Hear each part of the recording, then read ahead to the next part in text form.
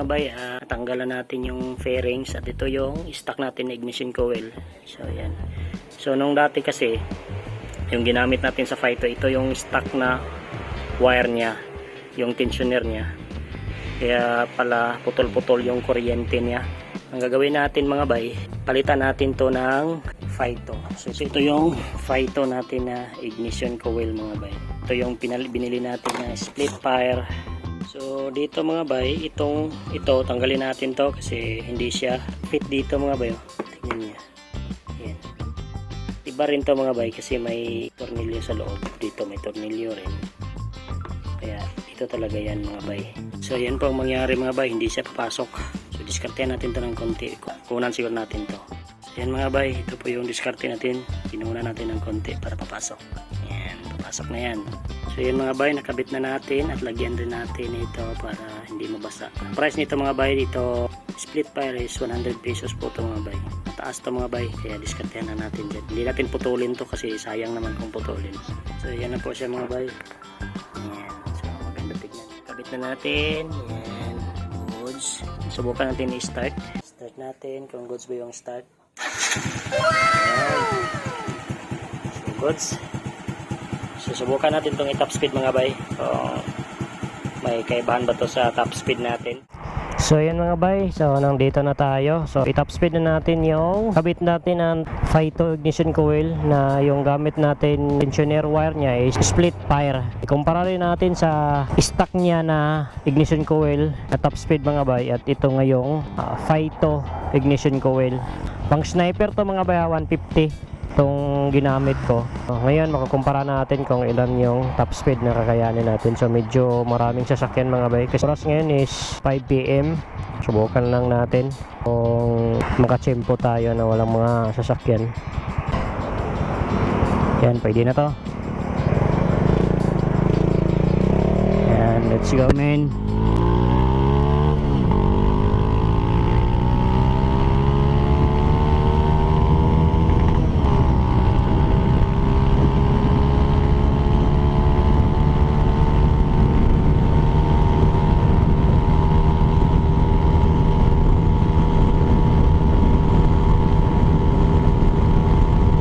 Pansin ko mga bay, sa 92 niya sa Phyto ignition coil is nawala yung limiter niya mga bay. Ipakita ko naman yung stock ignition coil niya mga bay. Merong limiter yung third gear niya. So ito po yung video niya mga bay sa stock ignition coil.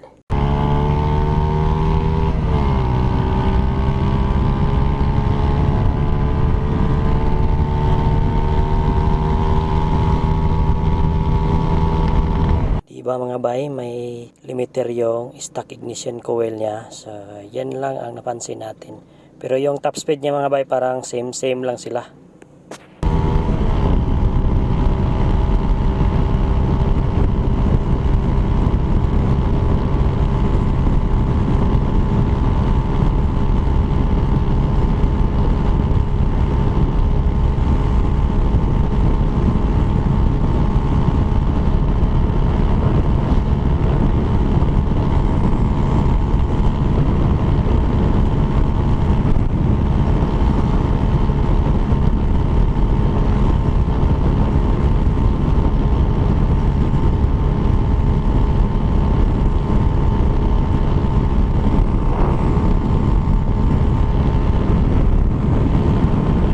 Umuulan mga bay, putik, may hambon konti dito, so okay lang yan. So yan, so normal position po yun mga bay ha.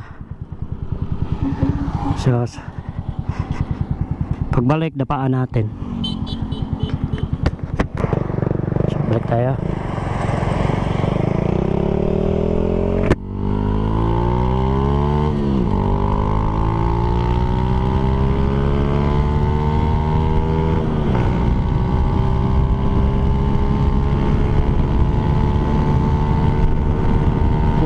Dahil hambon-hambon.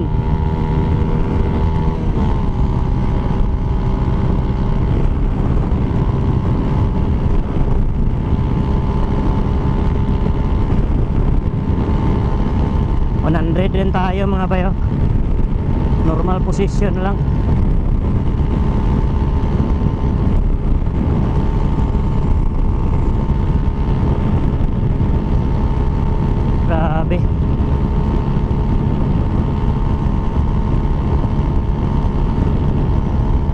posisyon lang yan mga bay.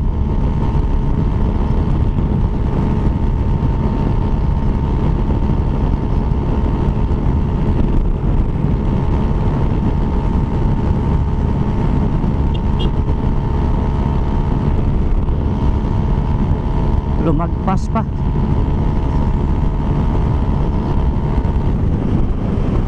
Ayan, normal position lang yun mga bay ha. Sa pagbalik dapaan natin.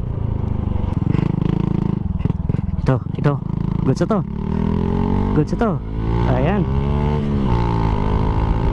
slide talaga.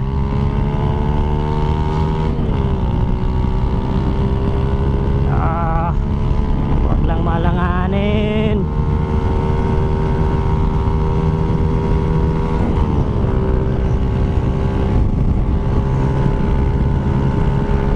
Yan, nakadapa na tayo.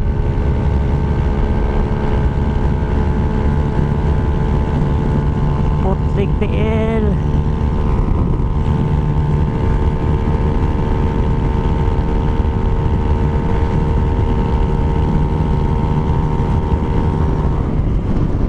Yan. Wala na, alanganin. Yan lang.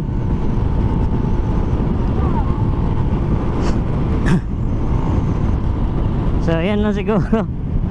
Makukumpara na natin yun sa stock. Kung may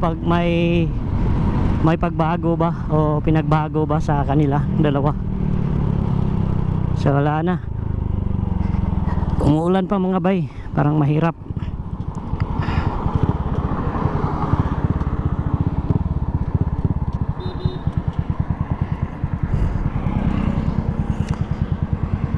So yan lang siguro ang mai-share natin mga bay. So makukumpara natin yun sa stock kung ilang segundo kinuha. Hindi talaga natin nakuha yung timing, pero goods na yun. Yung dito, try natin dapaan dito.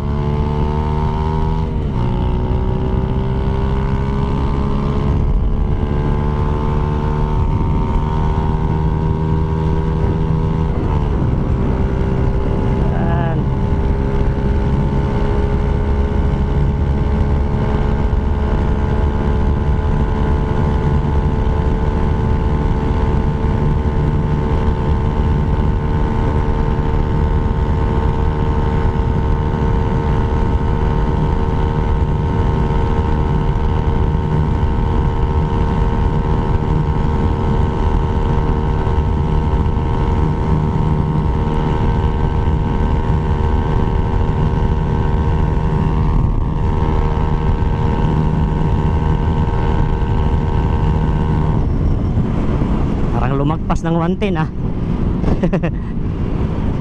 Ay, ayan, okay na yan. At least nakakuha tayo ng tempo. Ayan, okay na yan mga bay. Ayan mga bay, ang napansin ko, nakukuha ko naman yung tamang top speed sa stock ignition coil. Parang parehas lang sila mga bay. Higit rin sa 110 yung top speed natin. Nakita naman nyo sa last natin na video ngayon sa Phyto ignition coil na lagpas rin ng 110 mga bay na nakadapa tayo.